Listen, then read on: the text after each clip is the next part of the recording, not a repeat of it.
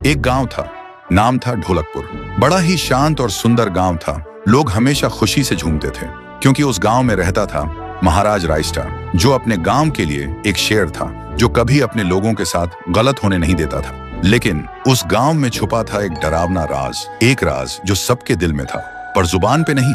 गांव के बीच एक सूखा हुआ पेड़ था जिसे लोग कहते थे श्रापित पेड़। ना कोई उसके पास जाता, ना कोई उससे आंख मिलाता। हर पूर्णिमा के अगले दिन उस पेड़ के नीचे एक लाश मिलती थी। लोग कहते, रात में कोई आता है और लाश छोड़ जाता है, लेकिन कभी किसी ने कुछ देखा नहीं, और देखता भी कैसे। जो देखता वो अगले दिन पेड़ के नीचे होता था। एक दिन रायस्टार ने ठान लिया, बस अब और नहीं, इस राज का अंत मैं ही करूंगा, क्योंकि ढोलकपुर का नाम मिट्टी में मिल रहा था। फिर एक पूर्णिमा की रात रायस्टार चुपके से जाकर पेड़ के पास बैठ गया। रात के 2 बजे एक आवाज आई, ठुंग ठुंग ठुंग ठुंग ठुंग ठुंग ठुंग ठुंग ठुंग सहूर। और फिर वो पेड़ भूत में बदल गया। वो भूत कुछ अजीब सा था, एक भयानक शैतानी हंसी वाला चेहरा, आंखें बड़ी बड़ी। वो पेड़ चल के एक घर के गेट को जोर जोर से खटखटाने लगता है। तभी एक आदमी डर के मारे आवाज सुन के बाहर निकलता है। वो भूत अपने लकड़ी जैसे हाथ से एक ऐसा थप्पड़ मारता कि उसकी सांस वहीं थम जाती है, और उसी जगह उस लाश को ले जाता है और वापस फिर से पेड़ बन जाता था। देखते ही रायस्टार का दिल कांप जाता है, पर वो कुछ बोलता नहीं। सुबह लोग भीड़ में जमा हुए और रायस्टार ने पहली बार उस पेड़ से बात करने की कोशिश की। पेड़ के अंदर से एक आवाज निकली, क्या तुम सब भूल गए मुझे? रायस्टार बोलता है, तू कौन है? पेड़ बोलता है, मैं हूँ ठुन ठुन ठुन साहुर। एक वक्त था जब मैं भी इस गांव का एक प्यारा सा बच्चा था, लेकिन 100 साल पहले मुझे इसी पेड़ से रस्सी बांधकर उल्टा लटका दिया गया, गांव वालों की आंखों के सामने, और मेरी मौत को तमाशा बना दिया गया, सिर्फ इसलिए क्योंकि मैंने एक राज देख लिया था जो लोग छुपाना चाहते थे। और उसी पल से मेरी रूह इस पेड़ से जुड़ गई। उस दिन से मैं इंसान नहीं, एक सज्जा बन गया, और हर पूर्णिमा में एक राजदार को चुनता हूँ और फिर उसे उसकी खामोशी का हिसाब देता हूँ। रायस्टार बोलता है, लेकिन अब तो वो लोग मर चुके हैं ना, जो तेरा कसूरवार थे। अब तू मासूम लोगों को क्यों मार रहा है? पेड़ कुछ देर चुप रहता है, फिर बोलता है, ठीक है, बस एक बार मुझे याद करो, एक दिया जला दो, फिर मैं कभी किसी को नहीं मारूंगा। फिर रात में सब लोग आते हैं, एक एक दिया जलाते हैं, और तभी पेड़ अपने आप से आग पकड़ लेता है, और आखिर में मुक्ति मिलती ठुन ठुन ठुन साहुर को।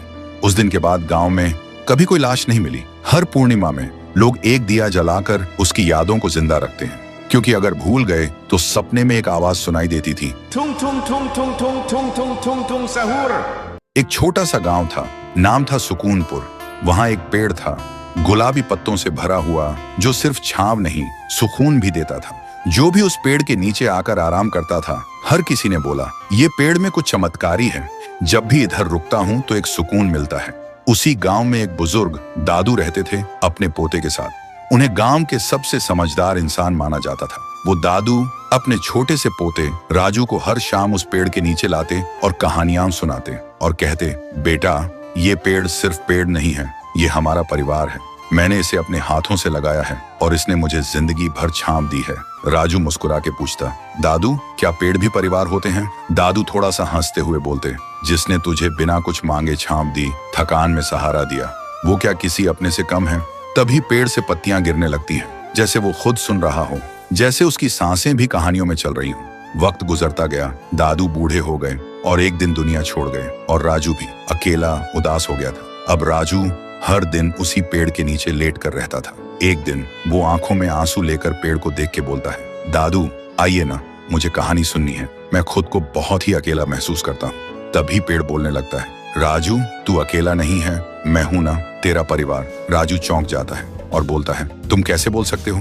तुम तो पेड़ हो। पेड़ ने धीरे से कहा, तेरे दादू ने मुझे इतना प्यार दिया था, हमेशा मुझे परिवार समझा, और आज तुझे यूं टूटा हुआ देख के मेरी रूह कांप गई। मैं कैसे देख सकता हूँ अपने परिवार को ऐसे तन्हा? उसी दिन से राजू फिर से मुस्कुराने लगा था, क्योंकि अब वो अकेला नहीं था, उसके साथ उसका पेड़, उसका परिवार था। वक्त गुजरता गया, राजू बड़ा हुआ और एक दिन शहर चला गया। गांव की जमीन बिक गई और एक दिन उसी पेड़ को भी काटने का वक्त आ गया। जब पेड़ गिरा, ऐसा लगा जैसे कोई दिल टूट गया हो, जैसे कहानी अधूरी रह गई हो। सालों बाद राजू वापस आया और जहां कभी पेड़ था वहां सिर्फ मिट्टी थी। देखते ही उसके आंसू बहने लगे। उसने धीरे से कहा, दादू, आपने कहा था ये पेड़ मेरा परिवार है, लेकिन मैंने ही इसे छोड़ दिया था। आज मुझे दुनिया की सबसे बड़ी धूप में छांव चाहिए, पर मेरे पास कोई नहीं है, आप नहीं हो। और जिसे परिवार बोला वो पेड़ भी नहीं रहा। राजू फिर से अकेला हो गया, लेकिन तभी जमीन की मिट्टी में से आवाज आई, राजू मत रो, मैं हूं ना, तेरा पेड़, तेरा परिवार, तुझसे दादू की हर कहानी सुनी, तेरे हंसने की गूंज मेरे तन में अब भी घूमती है। मैं गया नहीं हूं, मैं तेरे साथ हूं, जब तक तू मुझे याद रखेगा मैं तेरे साथ जीता रहूंगा। राजू चौंक गया, आंखों में आंसू पर एक हल्की सी मुस्कान।